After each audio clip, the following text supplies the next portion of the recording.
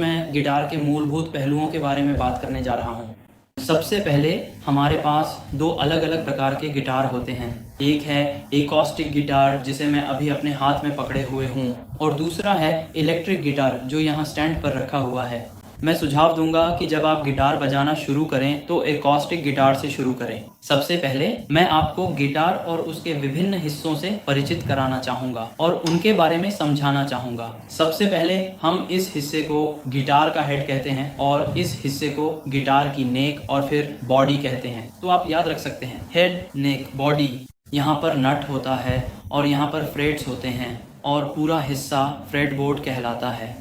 और जब आप बॉडी की तरफ आते हैं तो यहाँ ये छेद दिखता है जिसे हम साउंड होल कहते हैं। यहीं से आवाज़ बाहर आती है। ये है गिटार का ब्रिज और यहाँ जो सफ़ेद हिस्सा है उसे गिटार का सैडल कहते हैं। हमारे पास 6 तारें होती हैं, इसे 6 स्ट्रिंग गिटार कहते हैं। तो हमारे पास अलग अलग कुछ गिटार 12 स्ट्रिंग होते हैं और कुछ इलेक्ट्रिक गिटार में आपको सिर्फ 4 तारें दिखेंगी, जिसे बास गिटार कहा जाता है। तो गिटार को अलग अलग की में ट्यून किया जाता है, जैसे कि 440 हर्ट्ज, जो कि स्टैंडर्ड ट्यूनिंग है। पहली है ई स्ट्रिंग, फिर बी, जी, डी, ए और ई, जिन्हें आप अभी याद नहीं रख पाएंगे, लेकिन जैसे जैसे हम आगे बढ़ेंगे और आप लिखेंगे आप इन्हें याद कर लेंगे। गिटार में, संगीत की भाषा में, ये सबसे नीचे की तार है और ये सबसे ऊंची तार है। नंबर 1 और नंबर 6 दोनों को ई स्ट्रिंग कहा जाता है। हम ध्वनि उत्पन्न करने के लिए बाएं और दाएं हाथ का उपयोग करते हैं। बायां हाथ यह निर्धारित करता है कि आप किस प्रकार की ध्वनि उत्पन्न करेंगे और फिर दायां हाथ वह है जिससे आप ध्वनि उत्पन्न करते हैं।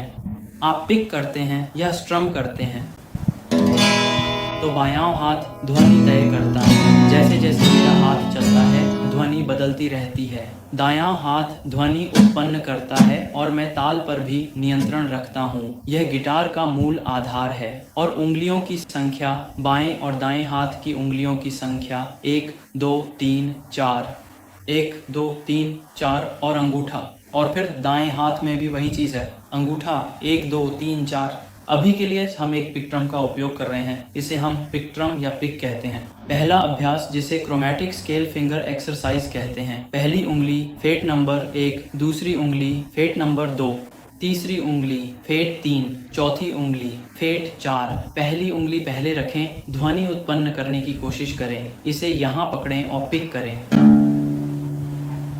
इसी तरीके से आगे बढ़ें।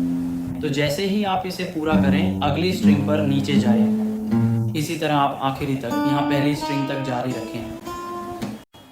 ठीक है, जो आपको करना है वह यह है कि आप अपनी उंगलियों के सिरों का इस्तेमाल करने की कोशिश करें। शुरुआत में गिटार बजाते समय आपकी उंगलियों में दर्द होगा, लेकिन जैसे जैसे आप बजाते रहेंगे आपकी उंगलियों की त्वचा सख्त हो जाएगी, तो फिर दर्द होना बंद हो जाएगा। लेकिन अभी के लिए हो सकता है कि दर्द हो, तो जब दर्द हो तो रुक जाएं और बाद में वापस आकर फिर से बजाएं। अगर बहुत ज़्यादा दर्द हो तो बजाना जारी न रखें। अपनी उंगली को फ्रेट के पास रखने की कोशिश करें, फ्रेट से दूर नहीं, कम से कम आधा, या तो बीच में या फ्रेट के पास, लेकिन फ्रेट को छुए नहीं। फ्रेट के पास, यही सबसे अच्छा स्थान है। पहले आप केवल डाउन स्ट्रोक बजा सकते हैं और मैं चाहता हूं कि आप इसे गिनते हुए और बजाते हुए करें, ताकि यह संगीतमय और लयबद्ध बन जाए। आप 1, 2, 3, 4, 1, 2, 3, 4 गिन सकते हैं। 4 चक्रों का एक चक्र, लेकिन निरंतर, ठीक आपकी घड़ी के सेकंड हैंड की टिक टिक की तरह। उसी तरह अभी के लिए मैं चाहता हूं कि आप प्रत्येक नोट पर 4 गिनें। मुझे शुरू करने दीजिए। 1, 2, 3, प्ले। 1, 2, 3, 4, 1, 2, 3, 4, 1, 2, 3, 4, 1, 2, 3, 4, 1, 2, 3, 4, 1, 2। इसी तरह आप अंत तक पहली तार तक लगातार जारी रखें। और यह शुरुआत में लगातार चलना बजाना थोड़ा मुश्किल हो सकता है, लेकिन फिर आप धीरे धीरे कोशिश करते रहें, क्योंकि गिटार बजाने में कोई शॉर्टकट नहीं है। एकमात्र दवा है बार बार दोहराना, हर एक पर 2 गिनती। मैं तुम्हें यहाँ दिखाऊंगा। 1, 2, 3, 4, 1, 2, 3, 4, 1, 2, 3, 4, 1, 2, 3, 4,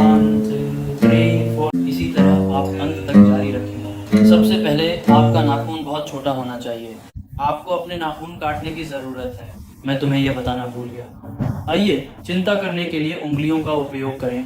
1 2 3 4 1 2 3 4 1 2 3 4 1 2 3 4। यदि यह बहुत तेज है तो हम थोड़ा धीमा कर सकते हैं।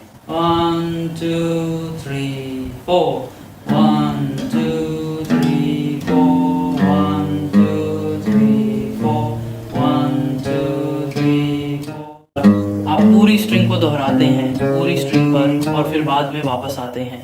आप इसे उल्टी दिशा में वापस ले जाने की कोशिश करें।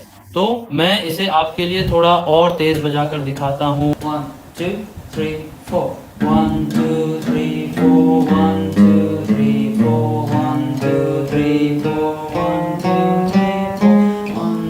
3 4 1 2 3 4 1 2 3 4 1 2 3 4 1 2 3 4 1 2 3 4 1 2 3 4 1 2 3 4 यह एक बहुत ही सरल और सीधा उदाहरण है जिसे आप आसानी से समझ सकते हैं, और यह आपको बेहतर ढंग से समझने में मदद करेगा। यह अभ्यास आपको समय के साथ और भी बेहतर बनाने में सहायक होगा। ऐसे तो आप इसे कम से कम 10 से 15 मिनट तक दोहरा सकते हैं। अगला व्यायाम जिससे मैं पेश करने जा रहा हूँ उसे हम ताल व्यायाम कहते हैं। यह दाएं हाथ के लिए है।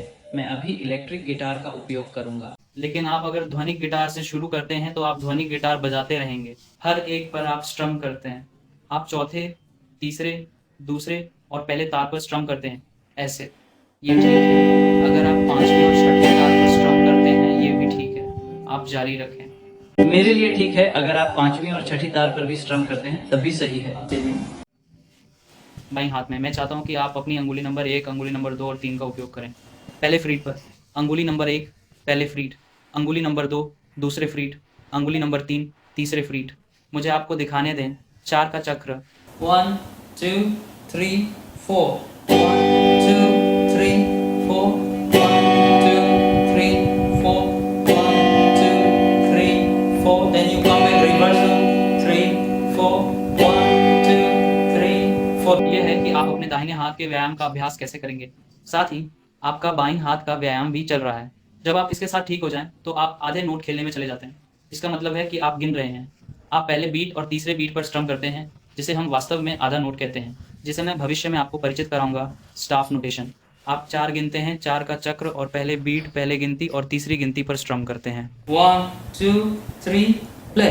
1 2 3 4 1 2 3 4 1 2 3 4 1 2 3 4 1 2 3 4 लाइक दिस। तीसरा व्यायाम हर गिनती पर खेलने के लिए होगा। यहाँ थोड़ा तेज गति। 1 2 3 प्ले। 1 2 3 4 1 2 3 4 1 2 3 4 1 2 3 4 1 2 3। ठीक है, अब अगला कदम यह है कि अपने दाएं हाथ और बाएं हाथ दोनों को एक साथ मिलाएं। उन्हें थोड़ा अधिक मेहनत करने के लिए प्रेरित करें। Every bit your left hand also moves along with the right hand. 1 2 3 play. 1 2 3